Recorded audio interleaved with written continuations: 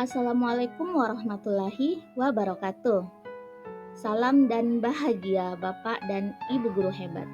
Kali ini saya akan mempresentasikan koneksi antar materi modul 3.1 CGP Angkatan 10 Nurrahma SPD asal Kota Makassar.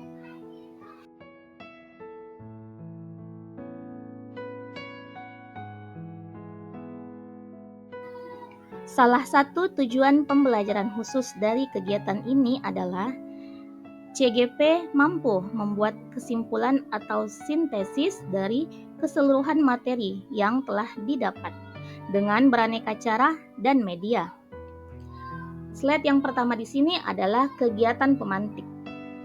Mengajarkan anak menghitung itu baik, namun mengajarkan mereka apa yang berharga atau utama adalah hal yang terbaik.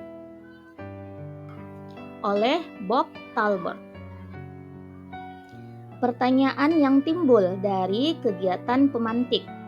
Dari kutipan di atas, apa kaitannya dengan proses pembelajaran yang sedang Anda pelajari saat ini?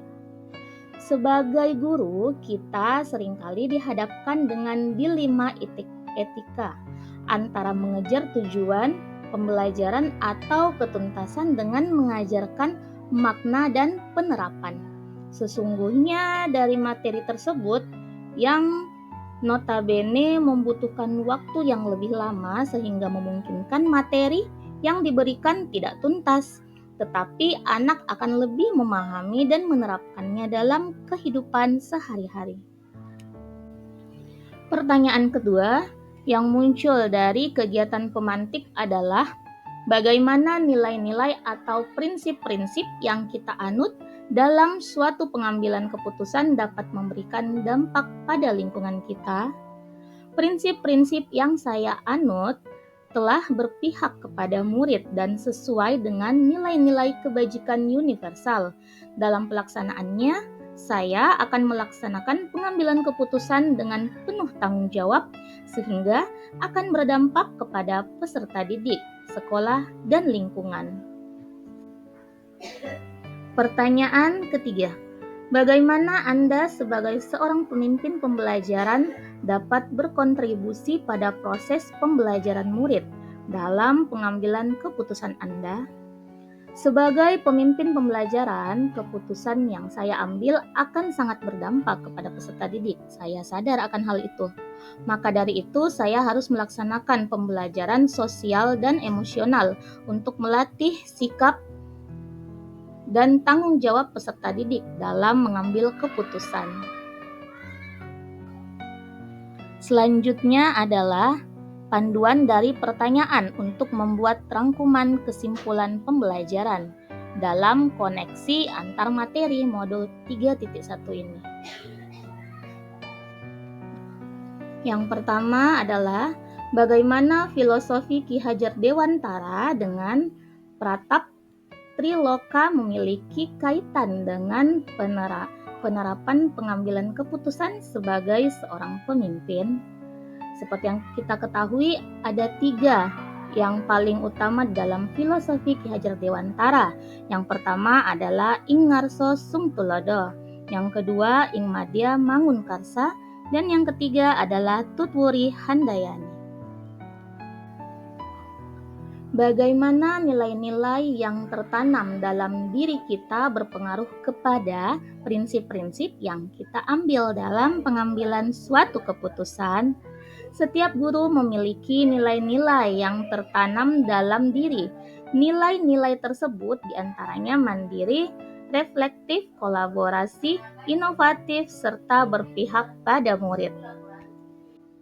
Pertanyaan selanjutnya, bagaimana materi pengambilan keputusan berkaitan dengan kegiatan coaching atau bimbingan yang diberikan pendamping atau fasilitator dalam perjalanan proses pembelajaran kita, terutama dalam pengujian pengambilan keputusan yang telah kita ambil? Apakah pengambilan keputusan tersebut telah efektif? Masihkah ada pertanyaan-pertanyaan dalam diri kita atas pengambilan keputusan tersebut? Hal-hal ini tentunya bisa dibantu oleh sesi coaching yang telah dibahas pada modul sebelumnya. Coaching adalah keterampilan yang sangat penting dalam menggali suatu masalah yang sebenarnya terjadi, baik masalah dalam diri kita maupun masalah yang dimiliki oleh orang lain. Dengan langkah Tirta, kita dapat mengidentifikasi masalah apa yang sebenarnya terjadi dan membuat pemecahan masalah secara sistematis. Bagaimana kemampuan guru dalam mengelola dan menyadari aspek sosial emosionalnya akan berpengaruh terhadap pengambilan suatu keputusan, khususnya masalah dilema etika. Dalam melaksanakan proses pendidikan, guru harus mampu melihat dan memahami kebutuhan belajar muridnya, serta mampu mengelola kompetensi sosial dan emosional yang dimiliki dalam mengambil sebuah keputusan sebagai pemimpin pembelajaran di dalam kelas. Dalam proses pengambilan keputusan yang bertanggung jawab, diperlukan kompetensi sosial emosional seperti kesadaran diri, pengelolaan diri, serta kesadaran emosional dan keterampilan berhubungan sosial. Lalu bagaimana pembahasan studi kasus yang fokus pada masalah moral atau etika kembali kepada nilai-nilai yang dianut seorang pendidik? Sebagai pemimpin pembelajaran, seorang pendidik harus mampu melihat permasalahan yang dihadapi. Apakah permasalahan tersebut merupakan dilema etika ataukah bujukan moral? Seorang pendidik ketika dihadapkan dengan kasus-kasus yang fokus terhadap masalah moral atau etika, baik secara sadar ataupun tidak, akan berpengaruh oleh nilai-nilai yang dianutnya.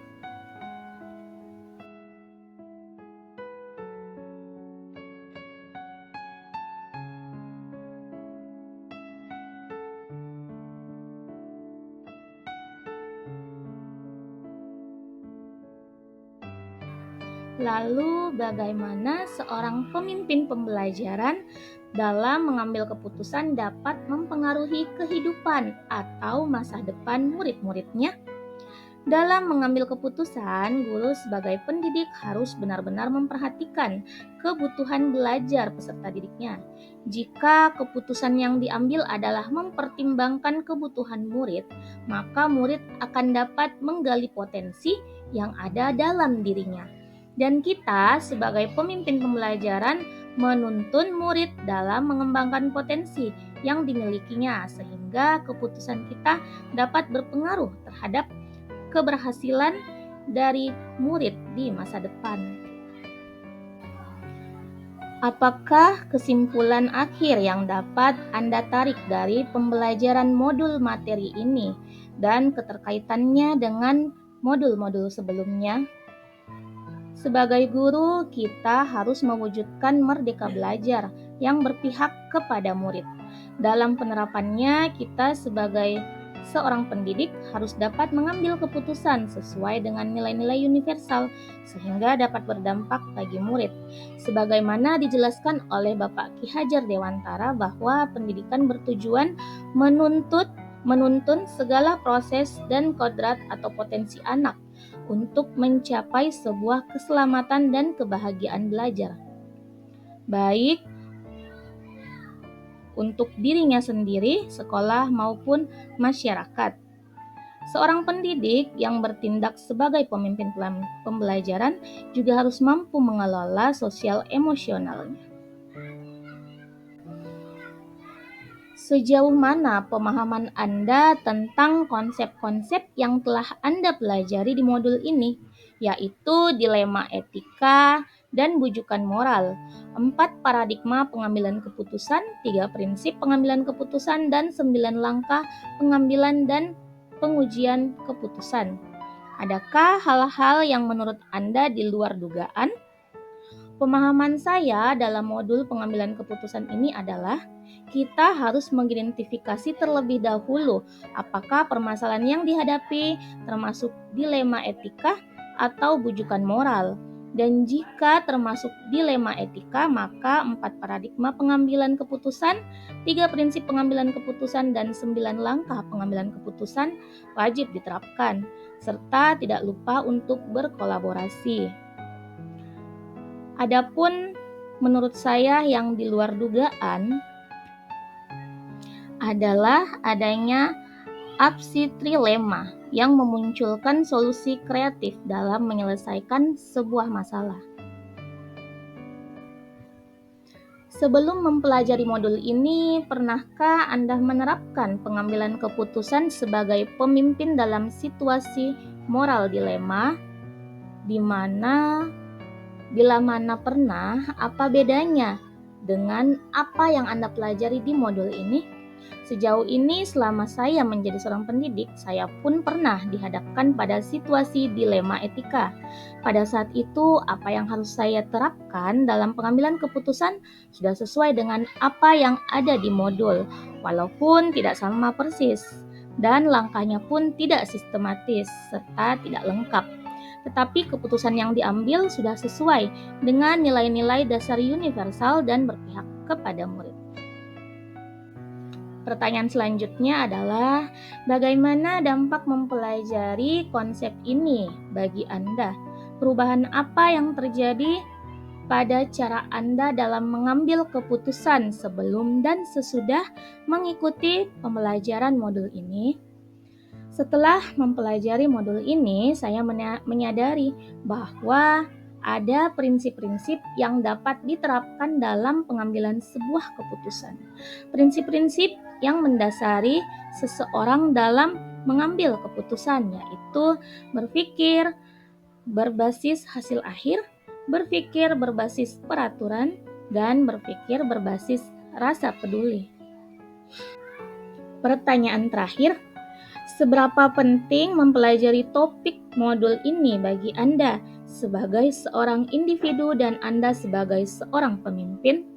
Saya sempat excited saat mempelajari modul 3.1 ini. Menurut saya, modul ini sangat bermanfaat bagi saya secara individu maupun sebagai pemimpin di dalam kelas. Sebagai individu dalam kehidupan pastinya akan dihadapkan dengan dilema etika, di mana terdapat nilai-nilai universal yang sama-sama baik dan saling bertentangan. Langkah-langkah pengambilan keputusan dan pengujian dapat saya terapkan sebagai seorang pendidik karena tentunya saya adalah seorang pemimpin pembelajaran di kelas maupun rekan sejawat. Dengan menerapkan 4 paradigma, 3 prinsip, dan 9 pengambilan keputusan, maka akan lebih mudah bagi saya dalam mengambil keputusan dan tentunya jangan lupa selalu berkolaborasi. Sekian persentase saya hari ini. Terima kasih. Salam guru penggerak. Tergerak, bergerak, menggerakkan. Wassalamualaikum warahmatullahi wabarakatuh.